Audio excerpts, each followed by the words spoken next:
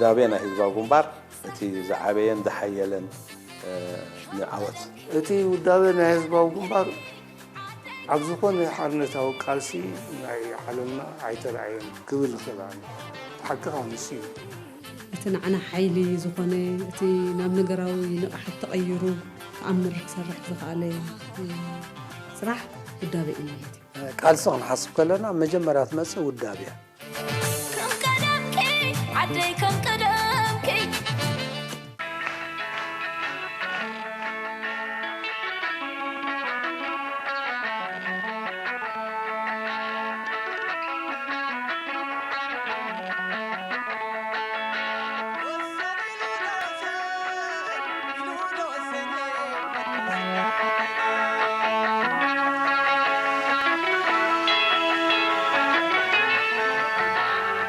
هاجراو እምነትኳ መግለጽ ይብሉን ምክንያቱ ببوزح عبنتات خا ክትገልጾ ትኽእል ወላ ከበዴታት ጀሚርካ ሕጂ አምነት ሰዋን ሓሙሽተን መጀመሪያ ድሕሪ ናይ ከባቢ ስመራ ውግእ صلاኢ ኣብ መቕታል ጃምላው መቕታል ይዋዲዩ ሕጂ ኣዴታት ከይተርፋ كابابزي أب كرمينا تحرجوا مست حواتكم تسليفكم قال أنا كركت جورو يوزم الرأس أب كرمي عيننا كتب له عين دلنينا عند بلانيران حجي اتمنى سيمو بمسرته ورساني نيرو مالتشي كله عم ميدان قيد دليت نيرو بوزحات كاباب ميدا أب كتما كوركتو يخول يوم نزبلنا من ملصوم نيرو كمل ملصوم كله ناقن تواجه خاخات ملصوم حرايا يبلغانيم كغيدي ناقدن يوم زبلوها حجي تناديتات كسلف خلو انتاينا نبلوم نيرنا نحنا بزح حزباقون بار حزباق عيلتات بشقر زحلفه نسعى لؤمن كونغومن نمقادل زخنو سره ويقلمتات حيزوم كموسينا نحبرم حجي إذا أصل الفلطوة تناديتات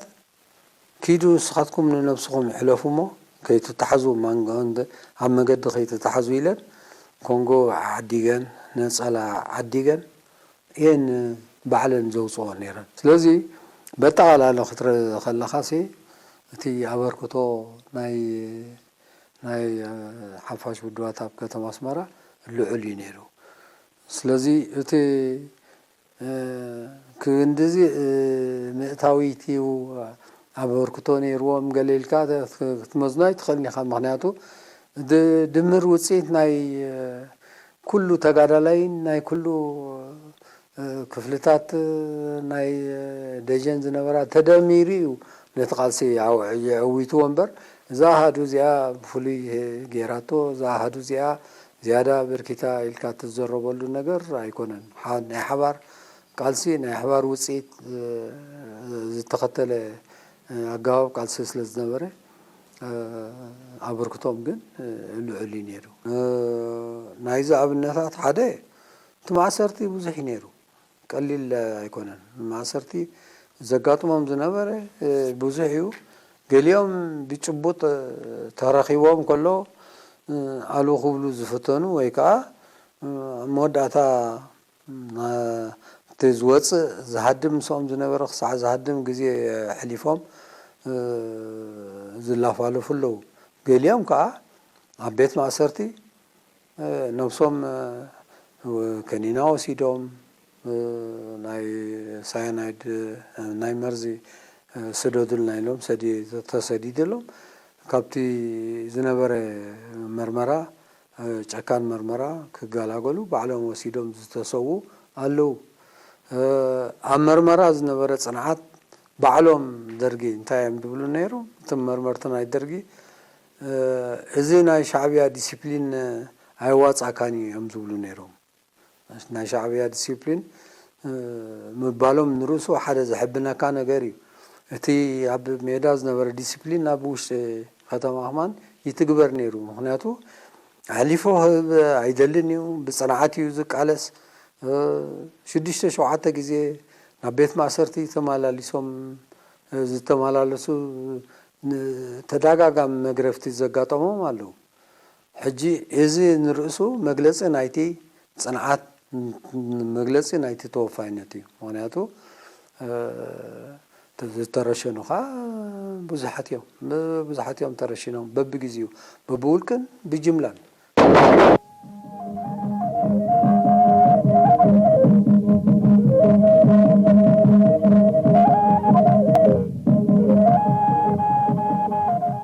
ሓያል ሰረተ እምነት ዘለዎ ሕብረተሰብ ክገብሮ ንዝውጥኖ ዝኽልክሎ የለን ኣብ እዋን ቃልሲ ኣብ ሃገራት ወፃኢ ብፍላይ ድማ ኣብ ሕብረት ሶቪየት ናይ ሕጂ ሩስያ ዝመሃሩ ዝነበሩ ተማሃሮ ኤርትራውያን ኣብ ቃልሲ ዝነበሮም ሱታፌን ውዳበን ንንጹር ዕላማን ራእይን ህዝባዊ ግንባር ዘረጋግጽ እዩ እዞም ተማሃሮ ብዘይካቲ ካብቲ ዝወሃቦም ዝነበረ ውሑድ ገንዘብ ንውድብ ዘዋጽኦ ዝነበሩ ትምህርቶም ዛዚሞም በኣካል ናብ ቃልሲ ክሳተፉ ዝነበረ ተሪር ሓበራዊ መምርሒ ካብቲ ፍሉይ ታሪክ ሰኒድዎ ዝርከብ እዩ ውልቃዊ ረብሓ ወጊትካ ናብቲ ሃገር ትጠልቦ ቃልሲ ብምስታፍ በቲ ዝተማሃርዎ ሞያታት ንቃልሲ ንቅድሚት ኣብ ምውሳድ ቀሊል ኣበርክቶ ኣይነበረን ስለዚ እቲ ናይ ሶቪየት ሕብረት ፍሉይ ዝገብሮ ኣብ ካልኦት ማሕበራት ናይ ኤውሮጳ ናይ ተማሃሮ ይኹን ናይ ሰራሕተኛ ይኹን ናይ ሃማደ ይኹን ዘይገበርዎ ዝወደአ ተማሃራይ ኣበርክትኡ ንሰውራ ንምትግባር ናብ ሜዳ ይኣቱ ምንባሪ ሓደ እቲ ፍሉይ ተሪኦ ናይ ሕብረት ሶቪየት ነበር ካብዞም ዝኣቱ ዝነበሩ እንታይ ሞያ ሒዞም ይኣቱ ኣለዉ ነይሮም እንድሕር ኢልና ብዙሓት ሓኻይም ብዙሕ ኣበርክቶ ዝገበሩ ኣብ ሰውራ ማለት እዩ ብዙሓት ብኤሌክትሮኒክስ ይኹን ብሜካኒካል ኢንጂነሪን ዝወድኡ ብኬሚስትሪ ዝወድኡ ኣብ ዝተፈላለየ ቦታታት ብዓቕሞም ነብቲ ሞዮኦም ኣበርክቶ ይገብሩ ነይሮም ገለ ካብቶም ዝኣተው እውን ኣብ ሓይልታት ተመዲቦም ተዋጋእ ሰራዊት ኮይኖም ዝተሰውኡ ኣለዉ ብዙሕ ኣበርክቶ ዝገበሩ ኣለዉ ማለት እዩ እዚ ተበግሶ እዚ ካበይ መፅኡ ንዝብል ተጋዳላይ እኳ ኣብ በረኻታት እምኒ እናተነፅፈ ኣብ ሓመድ እናደቀሰ ገድሊ ንህዝቢ ኤርትራ ዘካይድ ዘሎ ንሕና ብዓቕምና እንታይ ክንገብር ኣለና ካብ ዝብል ተበግሶ እዩ ከምቲ ዝኾነ ተጋዳላይ ኣብ ህዝባዊ ግንባር ተወፊዩ ዝሰርሖ ንሕና ኣብ ተማሃሮ ከለና እቲ ዝከኣለና ብዓቕምና ክንገብር ብንዋት ይኹን بتزوهلنا يا جنزب بدحرو دما لك خمت تجادا لا يكون كا حزب إريترا نخسوا هيوتو زوفي نحنا ها هيوتنا نخنوفن اسي مويانا بتمو استمهرنا مويا دما نهاجر نسورا إريترا نمبركات كابزبل التحساس بايو اسي أبقوام كسفر كيلو مالتي أبقوام ناي ማህበር ኤሪትራውያን ተማሃሮ ኣብ ህብረት ሶቪየት ነበር እዚቲ ፉሊዝ ጎብሮ ካብ ካልኦት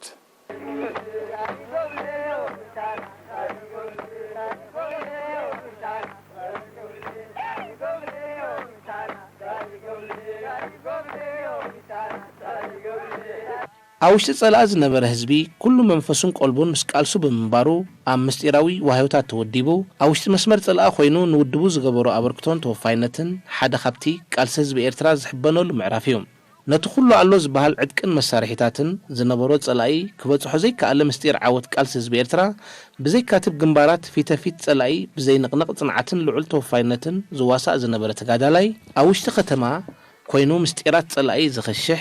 ጸላእነት መሬት ሙሉእ ልቡ ከም ዘይረግጾ ዝገበረ ውፍያት ፈዳይን ከምኡውን ሓፋሽ ውድባት ዝገብርዎ ዝነበሩ ስራሓት ንውሕሉል ውዳበ ዘንጸባርቕ ነይሩ እቲ መጀመርያ መጽእ እቲ ኣብ ውሽጢ ጸላኢ ዝነበረ ኣወዳድባ እዩ እዚ ኣወዳድባ እዚ መጀመርያ ንዋዳድኡ ዝምልከት ኣዝዩ ንጹር መምርሒ ሒዙ ተበጊሱ ባደ 6 ካብ ሳሕል ምስ መጻና ወርሒ 8 ናይ 74 እቲ ክፍሊ ህዝቢ ባዶ 6 ዝበሃል ቆይሙ ገለ 5-6 ሓለፍቲ ነይሮሞ ኣባላት ነይሮሞ ወድብቲ ስለዚ ንጹር መምርሒ ናይ ስራሕ ሒዞም እዮም ተበጊሶም ሕጂ መጀመርያ እቲ ከምዚ ዓይነት ኣወዳድባ ቀደም እውን ነበረ ሓረካ ማሕበር 7 ገለመልታት ንምስኡ ዝመሳሰል ኣወዳድባ ሒዙ ይመጽዩ ሕጂ ብዝኾነ ኣብ ውሽጢ ጸላእ ስለዝኾነ ጸላእ ከዓ ካብ ቀደም ንፈልጦ ጨካን ስለዝኾነ ንእሽተኖ እንድሕር ረኺብልካ ምሕረት ስለዘይገድፍ ኣዝዩ ጥንቁቕ ዝኾነ ኣወዳድባ ኣሰራርሓ ክትፈጥር ባህርያዊ ነይሩ ስለዚ እቲ ወዳድባ ሓደ ብማሕበራዊ ሓይልታት ናይ ተማሃሮ ናይ ሞያውያን ሰራሕተኛታት ናይ መንግስቲ ወይ ከዓ ኢንተሌክቹዋልስ ክኾኑ ይኽእሉ ሸቃሎ ተማሃሮ እዩ ብሕራይ ከዓ ኣብቲ ካብ ድሕሪ 76 ከዓ ናይ ደቂ ኣንስትዮ ፍሉይ ክንገብሮ ጀሚርና ስለዚ እዚ ብማሕበራዊ ሓይሊ ኮይኑ ነፍሲ ወከፍ ብዋህይ ተጠርኒፉ ዝኸይድ ሓንቲ ዋህዮ ከዓ ካብ 5 ክሳብ 7 ኣባላት ኣለዋ 5 እቶም ዝተሓቱ 7 ከዓ እቶም ዝበዝሑ በዚኣ ተወዲባ ሓደ መራሒ ዋህዮ ይህልዎ ብኣ መሰረት ከዓ ስርሖም የንቀሳቕሱ ሕጂ ስርሖም ብዙሕ እዩ ኩሉ ዝዓምን ማለተይ ወርሓዊ ውፅኢት የዋፅኡ በብዓቕሞም ማለት እዩ ሓበሬታ ናይ ጸላኢ ንጥፈታት የቕርቡልካ ዝተፈላለዩ ሓበሬታት ካልእ ከዓ ናይ ጸላኢ ንብረት እንዳመዛዕኻ ንብረት ሰውራ ከም ዝገብር ሰውራ ከም ዝጥቀመሉ ምግባር بعبي خا بسرعيتات عقمم زفكتهم بسرعيتات እንዳተሳተፉ سرعيتات استفعلالي ባህሪ አለው አቁሕ መንዛ ተሓባሩ በርትና ይጸላይቶም አርካናት ዝበሃሉ ናይ መንጻል ከምኡ ዝኣመሰለ ስልሓት እዩ መደቦም ሕጂ እቲ መምርሒ ምስተዳለወ እዚ ዓይነት መምርሒ ከዓ ባዕልና ኣብቲ ባዶ 6 ስራሓቶም ከዳርጋ 10 ዝኾና ኣይተምስ እንታይ ክገብሩ ከም ዝኽእሉ ተጻፊፈን ሓንቲ ቡክለት ተዳልያ ተዋሂቦቶም ማለት እዩ። ስለዚ ካብቲ ኣው ዘሎ መምርሒታት ባዕላት ኣዋህዮ ወይቲ መራሕ ዋህዮ ሓሲቡ እዚኣ ክንሰርሕ ንኽእል ኢና ኢሉ ይመርፅ ሓበሬታ ህብ ነቶም ወደብቲ ብኡ መሰረት ከዓ ምክትታል ግበረሉ ዳግማይ መምርሒ ክትኸተሉ ዘለዎ ኣገባባት ጥንቃቄታት ኩሉ ተዋሂቦ ኣብቲ መጽናዕትን ኣብቲ ስራሕን ዋፈሩ ስለዚ ብኸምዚ እዩ ነይሩ እቲ ኣወዳድባ ስለዚ ብዝከኣል መጠን ኣዝዩ ምስጢራዊ ብዝኾነ ኣገባብ ክኸይድ ኣለዎ ምክንያቱ ኣይኮነን ዶ ጸላኢ ንእሽቶ ሓበሬታ ረኺቡ ብዛዕባ እቶም ኣባላት ከይረኸበ ኸማን ብጠርጣሬ ብምንቅስቃሱ እንዳኽስቶ ኣቲኻ እንዳኽስቶ ኸይድካ ኢሉ ኸማን ስጉምቲ ዝወስደሉ እዋን ስለ ዝነበረ ብልዑል ጥንቃቄ ክኸይድ ከም ዘሎ እዩ ዝወሃቦም ዝነበረ ሓበሬታ ስለዚ ብኸምዚ ዓይነት ኣወዳድባ በብቁሩብ እቲ መጀመርያ እቲ ሓይሊ ናይ ኣወዳድባ ከም ዝሕይል ማለተይሲ ከም ኮንሶሊዴት ከም ዝገብር ከም ዝደራረብ ምግባር እዩ ነይሩ ኣብ መጀመርያ ምክንያቱ ብውሱናት ሰባት ትገብሮ ስራሕ ስለ ዘይብልካ እቲ ናይ ኣወዳድባ ሓይሊ ከም ዝጥንክር ምግባር ብኡ መሰረት ከዓ ክሳብ 75 መወዳእታ ዳርጋ ኣባ መጀመርያ ኣብ ከምኡ እዩ ነይሩ ኣብ ከምኡ እቲ ሓይልና ኣብ ኮንሶሊዴት ኣብ ምግባር እዩ ተመርኩሱ ነይሩ ድሕራይ ግን ተመክሮ እንዳረኸቡ ምስከዱ ካልእ ስራሓት ንርእሶም እንዳለበሙ ኸይዶም ምክንያቱ ኣብቲ ስውር ስርሒታት ኣብቲ ምስጢራዊ ስራሕታት ስርሒታት ንመጀመርያ ግዜ ዝኣትዉ ዝነበሩ ድሕራይ ግን እንዳተመከሩሉ ኣፍልጦ እንዳረኸቡ ክኸዱ ምስ ጀመረ ጽቡቕ ገይሩ ሕጂ ቁፅሪ ዋህታትና ከዓ ብኡ መጠን እንዳበዝሐ ኸይዱ ማለት እዩ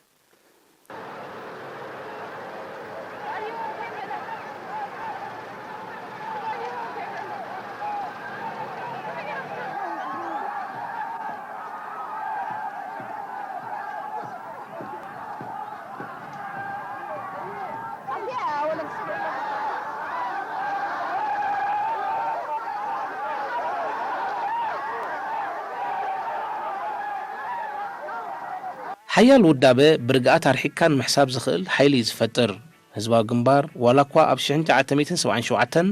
ንዝበዝሐ ከተማታት ሓራ ኣውፂኡን ርእሰ ከተማ ኣስመራ ሓዊስካ ውሕዳት ከተማታት ተሪፈኖ እንተነበራ ብምትእታው ግዳማዊ ሓይልታት ምምዝባል ሚዛን ሓይሊ ምስ ኸተለ ብዝነበሩ ሓያል ውዳበ ኣብ ሓፂር ግዜ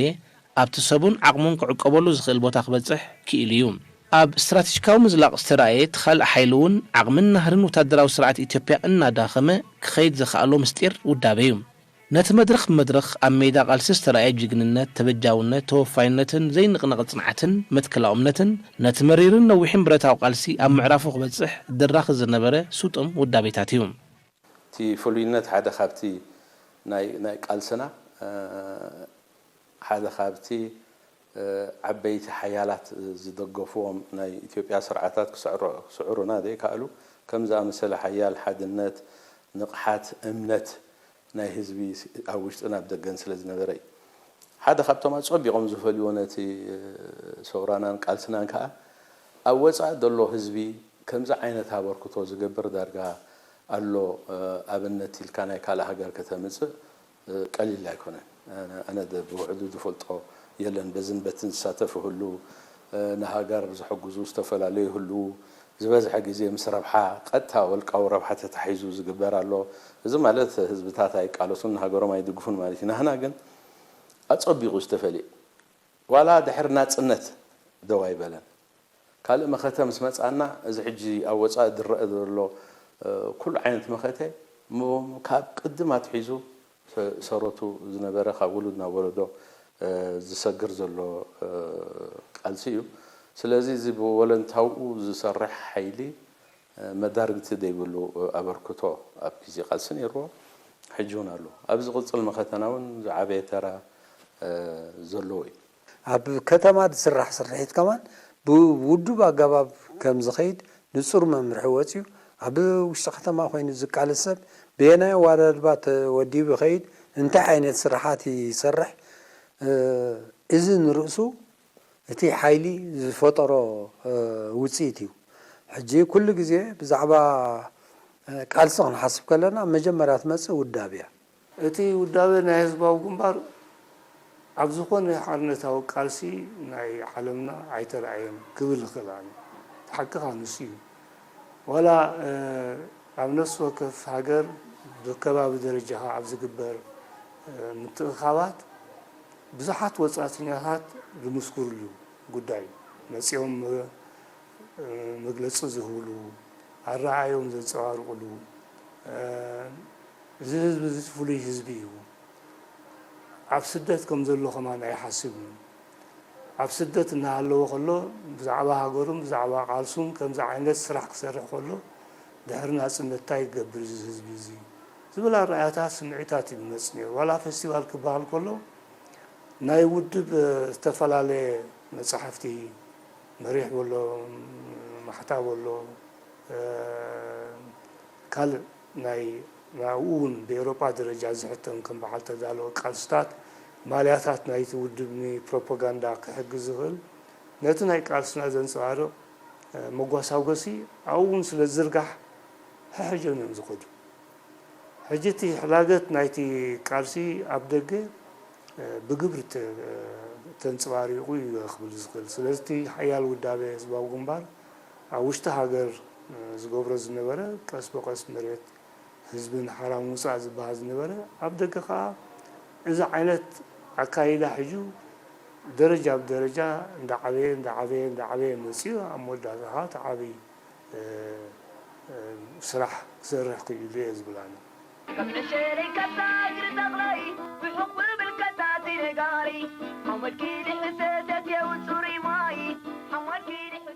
እቲ ካብ እዋን ናብ እዋን እናጎልበተ ዝመፀ ውድብ ህዝባዊ ግንባር ቀንዲ ሕመረቱ ውዳበ ዝመንቀል እዩ ህዝባዊ ተሳትፎ እዩ ሳላቲ ኣብ ምንቃሕ ምውዳብን ምዕጣቕን ዝተኻየደ ስራሕ ኣብ ውሽጥን ወፃእን ዝነበረ ህዝቢ ናብ ሜዳ ቃልሲ ብምስላፍ ኣብ ምጉልባት ሓይሊ ህዝባዊ ሰራዊት ኣብ ምሕፃር ዕምሪ መግዛእቲ ቀሊል ኣይነበረን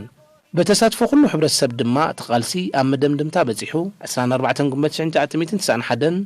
ድሕሪ 30 ዓመት መሪር ቃልስን ናይ 100 ዓመት መግዛእትን ኣብ መኸተምታ በፂሑ ህዝባዊ ግንባር ነቲ መስዋዕቲ ዘረጋግጹ ሓርነት ብረፈረንደም 99.8 ሚእታዊት እወን ናጽነት ባንዴሩ ኣብታ ዘይትስበር ዘንጊ ኣንበልቢሉ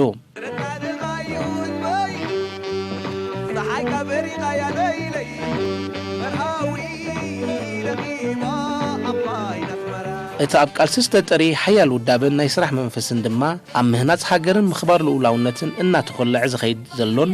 ናብ ወለዶ ዝሰግር ሃገራዊ ክብርታት ኮይኑ ሰፊሩ ይርከብ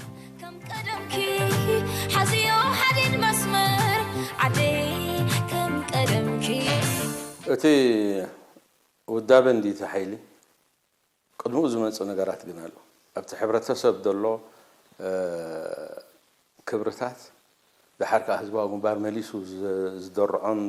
ዝኸልዖን ሓደ ሓድነት ናይቲ ሕብረተሰብ ዋላ ኣብ ታሪክ እንድሕሪት ተመሊስካ ብዙሕ ናይ ምክፍፋሉ ዝተገብረ ፈተነታት ሰጊሩ መፂኡ ኣብ ግዜ ብረታዊ ቃልሲ ካልእ ተመክሮ ሓሊፉ እዚ ኩሉ ሰጊሩ ሓደ ድልዱል ዝኾነ ሓድነት መስሪቱ ምዝ ሓድነት እዚ ዘደልደለ ንቕሓት ሓደ ሃገራዊ ንቕሓት ኤርትራዊ ሃገራውነት ኣብ ዜግነት ዝተመስረተ ካብ ኩሉ ትሕቲ ሃገራዊ ስምዒታት ከም ዝርሕቕ ዝተገብረ ብግብሪ ከዓ ብጭርሖታት ብኣስተምህሮ ጥራይ ዘይኮነስ ብሓደ ዝተሰወአ ብሓደ ኣብ ኩሉ ሽግር ዝተቃለሰ ኣብዚ በሲሉ ዝመፀ ኩነታት እዩ ነዚ ንምግባር ውዳቤ ኣዝዩ ሓያል ተራ ኣለዎ ምክንያቱ ሓደ ዘይተወደበ ሓይሊ ሓደ ጦርነፍ ዝኾነ ኣካይዳ ዘይብሉ ሓይሊ ሓደ ኣካይድኡ ስሩዕ ዝኾነ መኣዝን ዘትሕዞ ውዳቤ ዘይብሉ ክዕወት ኣይክእልን ስለዚ ውዳቤ ናይ ህዝባዊ ግንባር እቲ ዝዓበየን ዝሓየለን ንዓወት ምዃኑ ዘጠራጥር የብሉን ምክንያቱ ካብ ታሕቲ ክሳብ ላዕሊ ኣብ ኩሉ ቦታታት ማለት እዩ ኣብ ህዝቢ ኣብ ድሕሪ መስመር ኣብ ናይ ፀላእ ቦታ ኣብ ወፃኢ العلو زغلو خام الزت أساسيرو دخيتك حيال ديسبلين دلو سراويت نتهاجر ناس الناس استقال سي حجين لونتو زكالا خال دلو وصيت نايتي كله نايتي حزباو جنبار أو دادبات مسارتاوي شرحوا نايتي جنبار اندحر رئيقايون نززن صغاري حفاشين كاح ودابي تعتق زي شرحوا زي كمت المحجون تدقاقي بستقلتي أب استفل عليه أوان زحسس ويزغير يكون نت أوان تزد لي قدام النتات الجباباتي كاير هونبر تمسرت أو أكايدا أبز استمسرتي سلزي والدابن أكايدا نايتي جنبار مسرت نايتي كله حيل نايتي جنبار